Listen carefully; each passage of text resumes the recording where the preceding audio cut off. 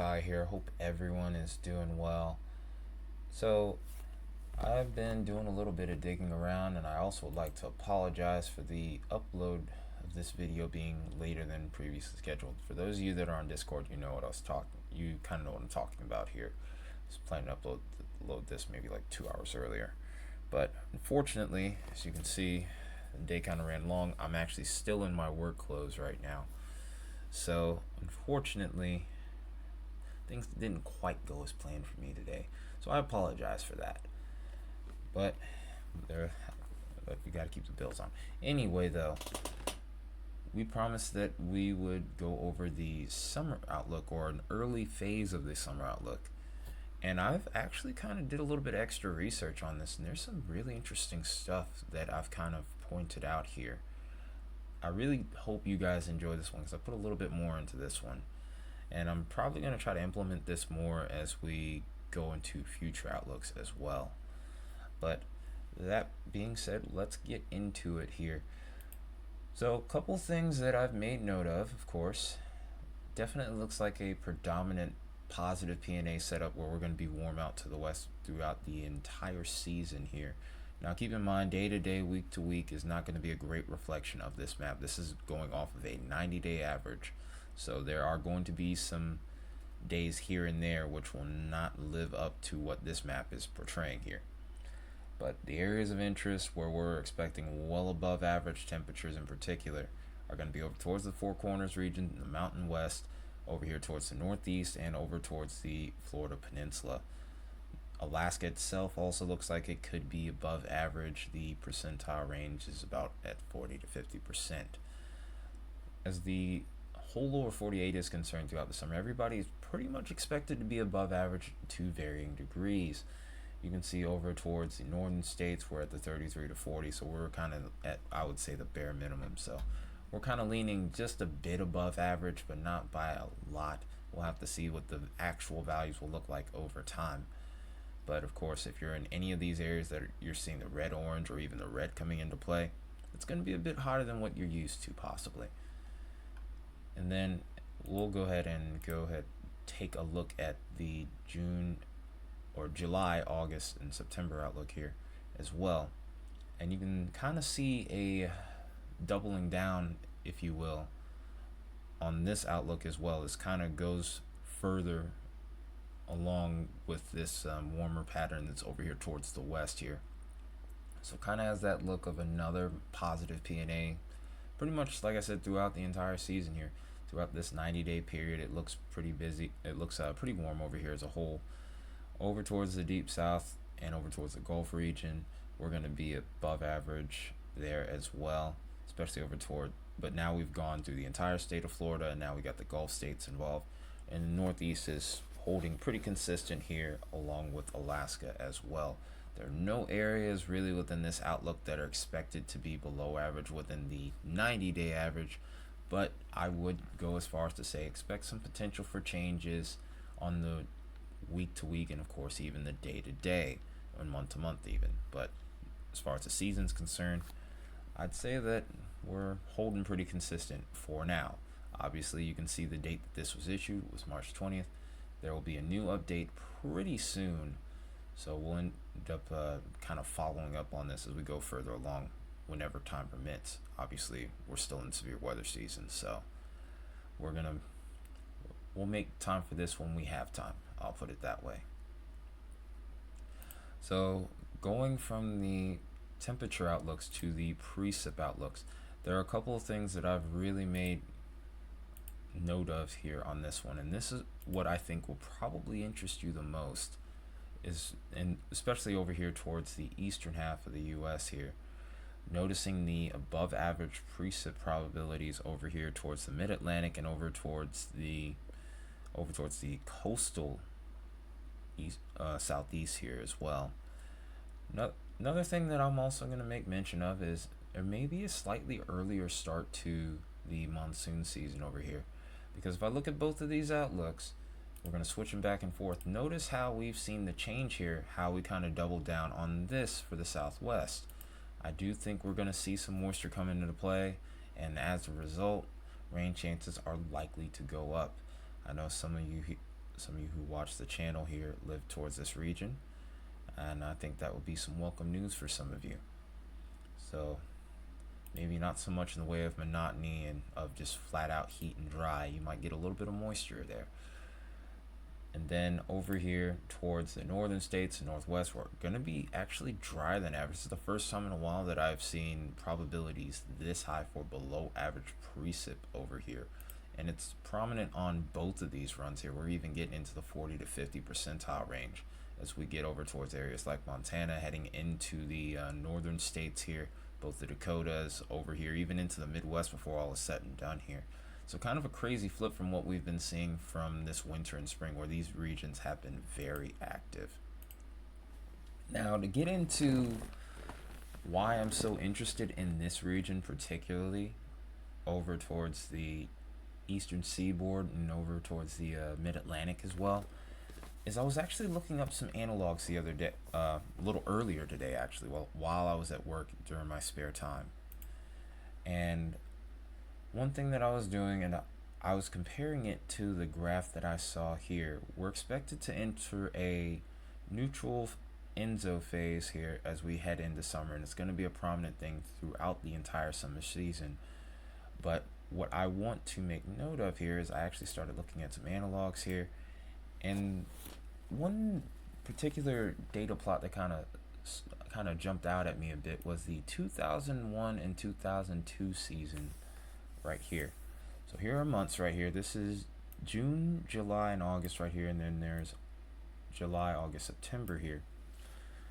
So we're in the neutral range, looking at the temperatures being at negative 0.1 degrees to negative 0.3 degrees as we go throughout the summer heading into the fall at this point. So we're at a neutral enso, as we mentioned earlier. This is what a neutral enso looks like on a graph. Anything that is between negative 0.5 and positive 0.5 degrees Celsius is what you would call a neutral enso. Anything above positive 0.5 is what you would call an El Nino phase, which I'm sure a lot of you are a little bit more familiar with. And then there's the inverse of that, which is a La Nina phase. So if we were to go below positive 0.5 or negative 0.5 degrees Celsius, that is a La Nina phase. Notice most of what you see on the graph here is expected to be right in the middle between that 0 degrees Celsius to negative 0.5 degrees Celsius range. Thus, we would be expecting a neutral enso here. And the neutral enso, especially if we were to look at a lot of these graphs, it's not going to be by much. It's ranging right in between that negative 0.1 to negative 0.3 degrees Celsius here. And after looking through all these years, one year, there's a couple sets of years that kind of jump out to me in particular. It's the 1993-94 season and 2001 and 2002. I particularly remember 2001 and 2002 because of how active it was over here towards the mid-Atlantic, the deep south, and even up towards the northeast. It was pretty rainy over here. There was some tropical entities that came into play too, which is also a wild card on here, of course. But also severe weather season towards these regions got pretty interesting. So one thing I also want to make note of here is the fact that we're going to be talking in particular from June 1st all the way to September 22nd. Technically, I'm breaking the rules because meteorological summer starts June 1st and ends September 1st.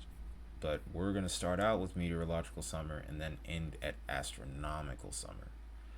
We're breaking the rules here. We're metalhead. We're rebel. What do you want from me?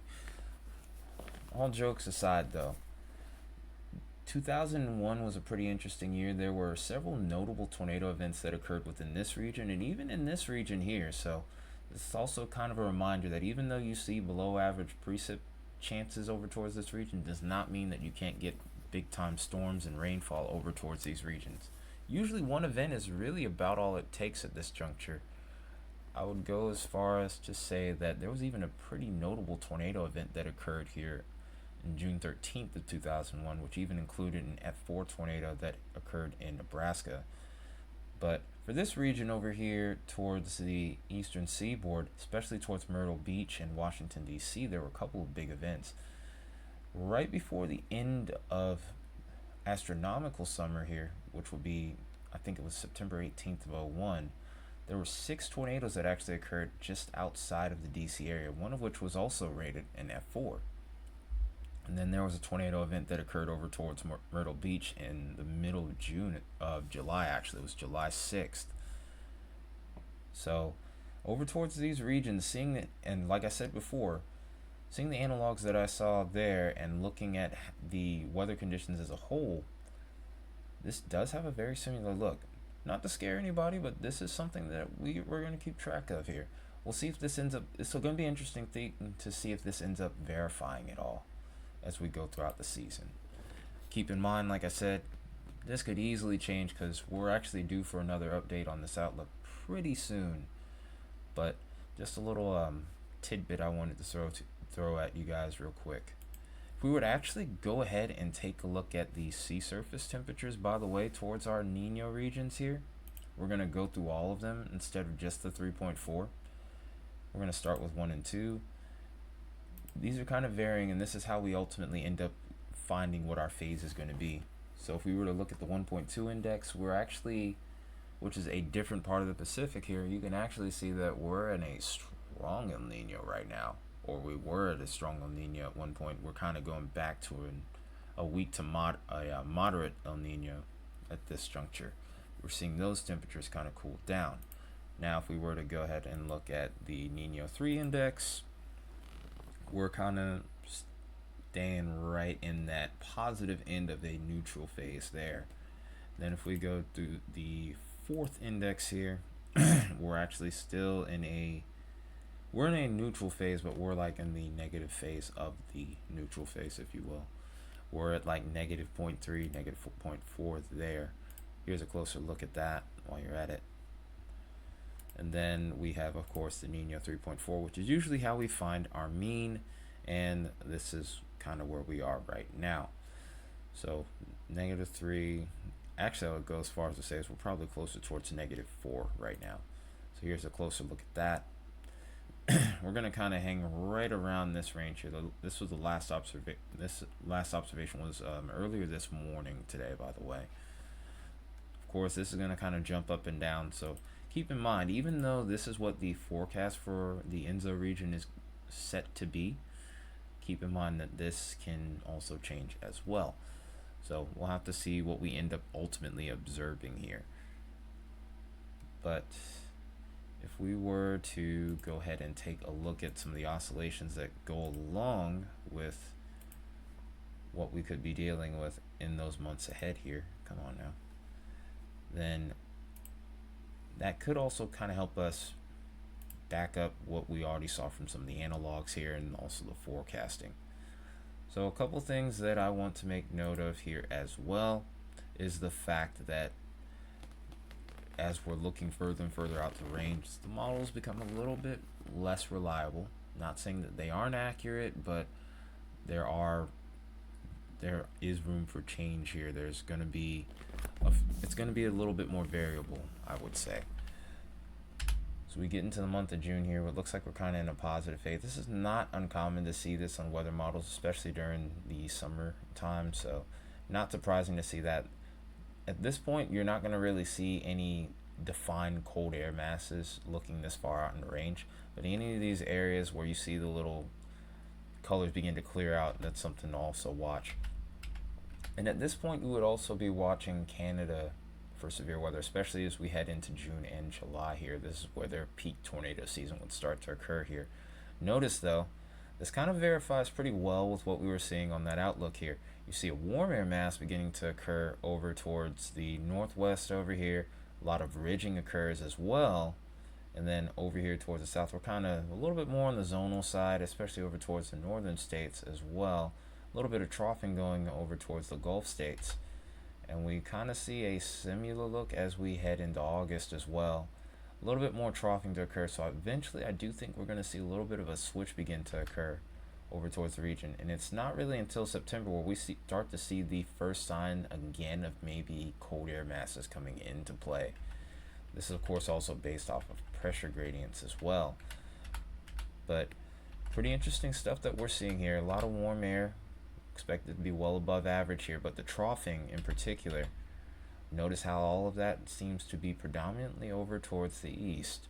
So I do think that with that, we're going to be more active, and maybe severe weather chances will be more over towards the mid-Atlantic at this point. So something to pay extra close attention to as we go forward. So now I'm going to go ahead and go back to the lower 48 and see how this affects our temperature averages from the month to month here. So for the most part, like I said, we're expected to be pretty much above average throughout the entire season based off the month to month here. You can see this little focused area in particular over towards the western states and the central states. That's been pretty much a constant throughout the entire run here as well. It's not really any areas that are going to be below average unless you're like right off the Delmarva here, where we're seeing a little bit of cooling over here, but it looks like for the most part that stays offshore. So now let's go ahead and take a look at our precip anomaly, and this is what really is going to interest me over the course of the next few months in particular. Look at how we start to get a sharper return over here towards the deep south and also towards the southwest as well. Like I said, this is kind of further backing up my thoughts on maybe an earlier monsoon season or maybe about an average start to it. And then as we go further along here, you can see that things kind of level off for a little bit before we start to get more active towards the back end of summer heading into fall. So really interested to see what lies ahead for this season. I'm really intrigued by some of the analogs. If you like what I did there with the analogs and you want to see me do that with all the outlooks, definitely let me know in the comments, and of course hit that like button and that subscribe button. But I'll see you guys tomorrow with another video. We're going to keep the train rolling as always. Until then, everyone take care. Have an awesome rest of your Thursday. Until next time.